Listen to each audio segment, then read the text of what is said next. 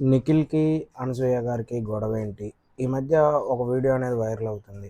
ఏదో ఈవెంట్‌లో వాళ్ళిద్దరూ మాట్లాడుకుంటున్నారు. అయితే అర్జును, నిఖిల్‌కి మీద కోపంగా అనసూయ గారు మాట్లాడుతూ ఉన్నారు.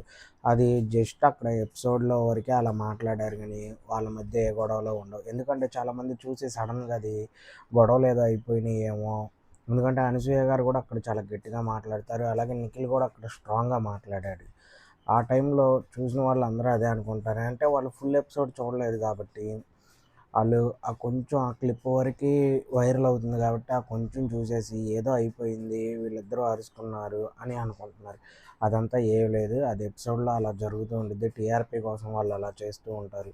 అయితే నిజంగా వాళ్ళు అలా అరుచుకున్నట్టయితే ఈ పాటికి అంతా చాలా న్యూస్ అయ్యేది.